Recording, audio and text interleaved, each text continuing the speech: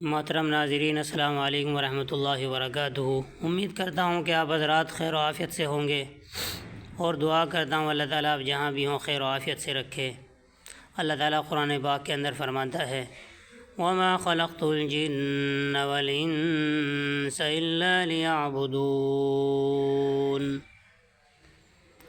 اور ہم نے جن اور انسان کو صرف اور صرف اپنی عبادت کے لیے پیدا کیا۔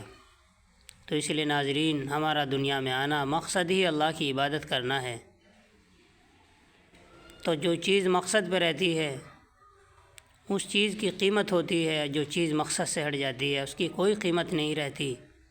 اس لیے ہماری قیمت بھی اللہ کے نزدیک تبھی ہوگی جب ہم اللہ کی عبادت کریں گے۔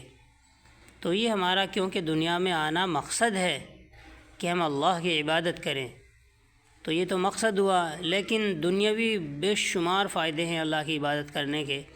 جیسے ہم آپ کو چند فائدے گنوائیں گے کہ اللہ کی عبادت کرنے سے جیسے روزی کا بڑھنا، طرح طرح کی برکتیں ہونا، تکلیف اور پریشانی دور ہونا، مرادوں کے پورا ہونے میں آسانی ہونا، لطف کی زندگی ہونا، بارش ہونا، ہر قسم کی بلا کا ٹل جانا، اللہ تعالیٰ کا مہربان اور مددگار رہنا، فرشتوں کو حکم ہونا کہ اس کا دل مضبوط رکھو، سچی عزت آبرو ملنا، مرتبے بلند ہونا، سب کے دلوں میں اس کی محبت ہونا، قرآن کا اس کے حق میں شفا ہونا، مال کا نقصان ہو جائے تو اس سے اچھا بدلہ مل جانا، دن بدن نعمت میں ترقی ہونا، مال بڑھنا، دل میں راحت اور تسلی رہنا، آئندہ نسل میں یہ نفع پہنچنا، زندگی میں غیبی بشارت نصیب ہونا، مرتے وقت فرشتوں کا خوشخبری سنانا، مبارکباد دینا، عمر بڑھنا، افلاس اور فاقے سے بچا رہنا، تھوڑی چیز میں زیادہ برکت ہونا، اللہ تعالیٰ کا غصہ جاتا رہنا،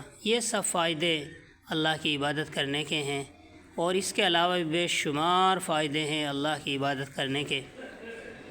تو اس لیے ناظرین سے گزارش ہے کہ ہم اللہ کی عبادت کریں، اپنے مقصد کو پہچانیں کہ اس مقصد کے لیے ہم دنیا میں آئے ہیں۔